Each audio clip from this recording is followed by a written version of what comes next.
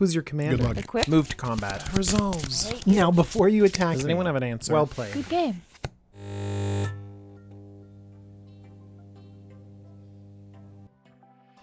Hello everyone, my name is DJ, this is the Jumbo Commander YouTube channel, and Jumpstart has turned out to be packed with Commander goodies, and we're going to be talking about one of the awesome new legendary creatures from the set.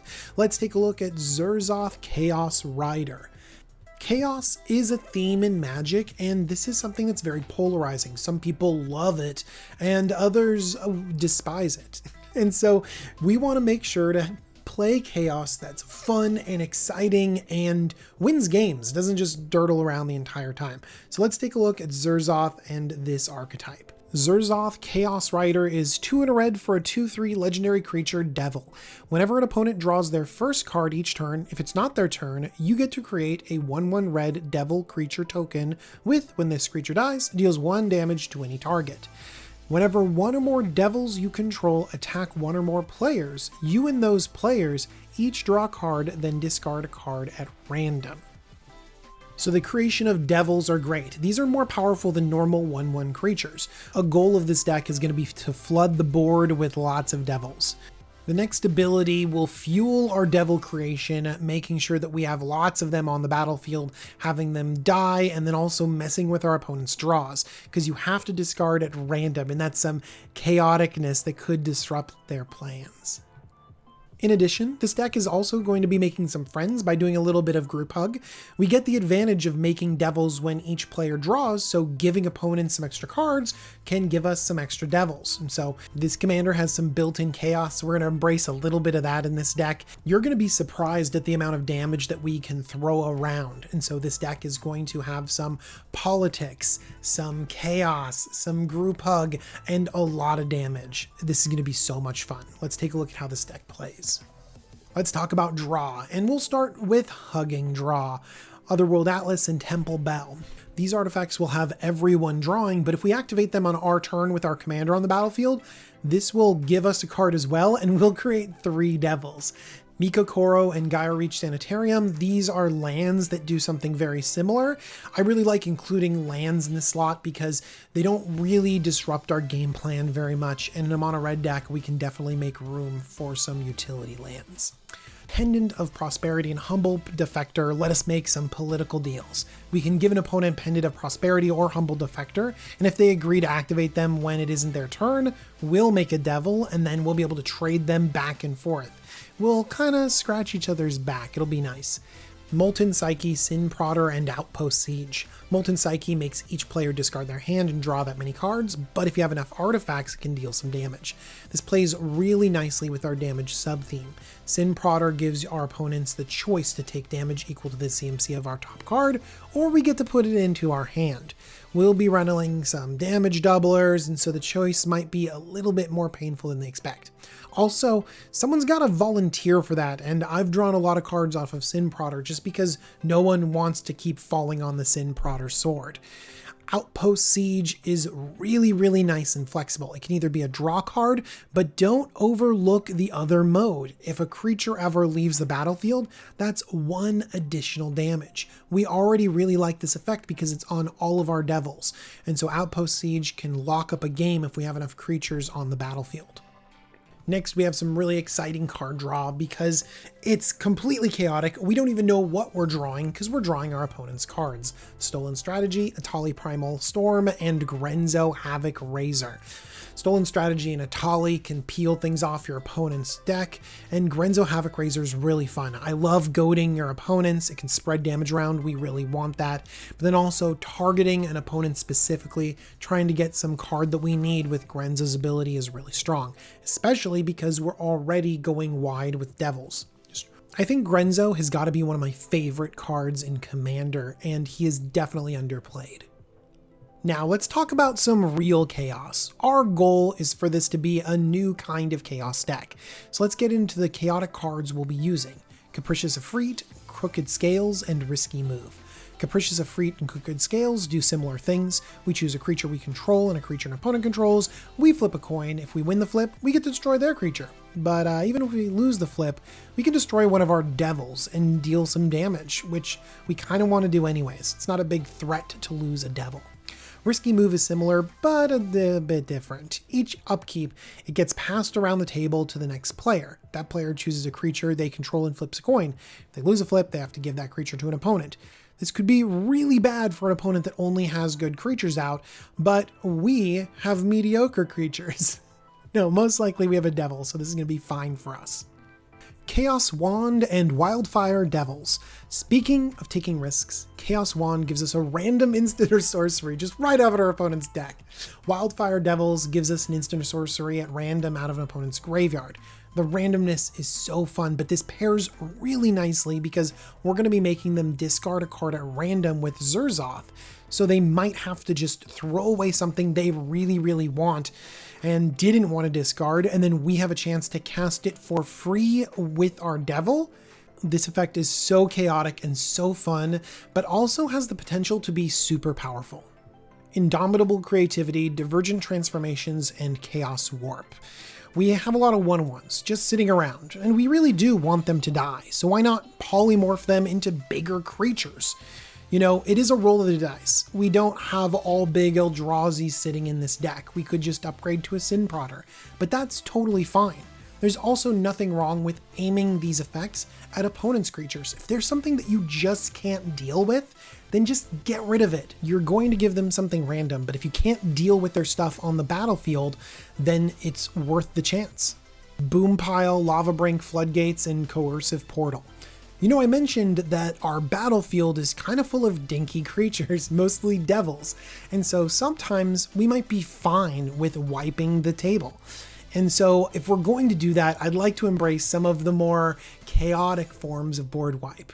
People really shy away from these effects because in most decks, if you want a board wipe, you really want a board wipe and you want it to work. You don't want your opponents to like vote against you or something like that. But in this deck, I think that these chaotic board wipes are really efficient and they're going to be surprisingly good. Next, we have Disrupt Decorum and Mob Rule. We have two cards that really feel like they embrace the flavor of chaos, especially Disrupt Decorum. It's one of my favorite cards. It goads every creature on the battlefield, which means that they have to attack, and they can't attack us if able. So essentially we get to sit back and watch our opponents smash into each other, taking a bunch of damage, and then we just sit back and it opens up new lines of attack for us.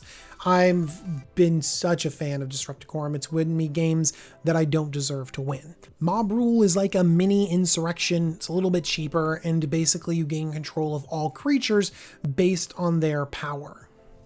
You know, I think I've undervalued this card. I've always thought that, well, why would I play an insurrection that doesn't just get everything? And I think it being cheaper, both in price and in mana cost, is worth a lot. And to be honest, oftentimes we're just grabbing all the big creatures because someone's going big, or we're grabbing all of the tokens because someone's running a token deck. Very rarely do you just need to grab everything, and so this works in a lot more situations than you think. Okay, next we're going to take advantage of the damage we're flinging around and make it more potent. Let's let red do what red does best, damage. We'll be using a bunch of damage doublers to make sure that those devils do 2, even 4 or more damage when they die instead of just 1. Torbrand, Fiendish Duo, and Fiery Emancipation. First of all, we have a great pair of devils with Fiendish Duo that doubles all damage to opponents. Torbrand, Thane of Redfell, makes all of our red sources do 2 more damage, so each devil attacks for 3 damage and pings for 3 damage when they die. And just now in M21, we have access to the first damage tripler, Fiery Emancipation. These effects also stack, so with Fiendish Duo and Fiery Emancipation, each devil can ping for 6 damage.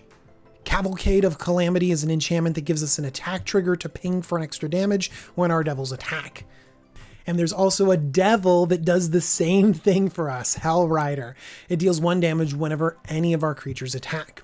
Spiteful Prankster, Goblin Bombardment, and Vicious Shadows. Spiteful Prankster is another little helpful devil that pings 1 damage whenever any creature dies, even if it's not one of our own.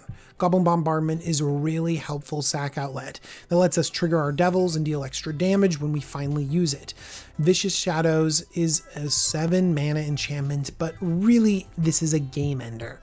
You know how Spiteful Prankster deals 1 damage, when a creature dies? Vicious Shadows deals damage equal to the number of cards in that player's hand. This could easily be doing 5 or 6 or 7 damage on every death. So what is the playstyle of Zurzoth Commander deck? Well, we're going to start ramping in the early turns like you do in Commander, but this is a particularly fast deck, and so cards like Curse of Opulence end up being surprisingly good. We want to get Zurzoth out on the battlefield as soon as possible because this deck does revolve around your commander. That can be a downside in some decks, but I find that it makes this deck really fun. There are a lot of different ways to trigger Zurzoth, but we want to make sure that we keep playing those and generating more and more devils. In fact, just Commander itself might generate a lot of devils. If your opponents have like a Rhystic Study in play, they're going to be drawing cards when it's not their turn, and you're going to be incidentally creating a lot of devils. You can't do that without your commander on the battlefield. Next, we're going to unleash some chaos on our opponents, chaotic attacks, chaotic draws and discards. In fact, you can kind of build into this deck how much chaos you want. From the spectrum of Gamble and Chaos Warp, which is chaos that you can sort of fit into a normal commander deck. On the other side, we have Crooked Scales and Possibility Storm. You can decide how much chaos you want for your deck and how much you want for this commander game. In fact, there's actually a lot of different ways to customize this deck particularly. I left out in the main deck cards like Deflecting SWAT, which is good for protecting your commander, Wheel of Fortune, which is good for, drawing a bunch of cards, and Perforos, which is good when you're creating devils. All of these are a little bit more aggressive and are actually a little bit more expensive. I mean, Wheel of Fortune is crazy. And so you can decide whether you're going to have this chaotic deck that's pretty powerful, that plays powerful, expensive cards, or whether you're going to have it be a little bit lower powered, a little bit more fun and goofy. Okay, that has to do with your deck building, but in the gameplay, it just kind of depends on what you're going to deploy. Are you going to deploy something crazy, and mix up the game and have a fun time, or are you going to play Perforos and suddenly become the enemy of the table? In my version, a lot of the big value comes from random effect. I want my Wildfire Devils to randomly cast your Expropriate or Rise from the Dark Realms that I made you randomly discard. Or I want my Atali Primal Storm to trigger and get just big creatures that overwhelm the battlefield. But I don't have to rely on your cards. These little devils, they seem innocuous, dealing one more when they die, but with all of these damage doublers and damage multipliers, you can just have an army of devils that'll start lightning bolting things out of nowhere. And when you combine them with damage effects like Price of Progress or Molten Psyche, then we can easily close out a game. Overall, this deck is going to be super fun to play and super fun for you to build because you can put in your own interesting and chaotic game elements. We're using some of the most fun cards Red has access to, and we're going to find a clear way to close out a game. This is definitely a deck that we create exciting stories from its randomness, and really, that's why we play Commander, right? I want to thank you for watching this deck tech. I also want to thank Jevin. He is the person that put together this deck list. Thank you, Jevin. You can catch him on EDH Rec. He has amazing articles. I also want to thank Cool Stuff Inc. They have cool stuff on their website every single day. If you use the coupon code JUMBO5, you'll get 5% off your order. Thank you for supporting the Jumbo Commander YouTube channel, Cool Stuff Inc. Along with my patrons. They are spectacular and wonderful, and I couldn't have this channel without them. Thank you, patrons. And I hope you enjoyed this deck tech. We have a lot of really great commanders in M21 and Jumpstart. So more deck techs on the way. All right, everyone. Bye-bye.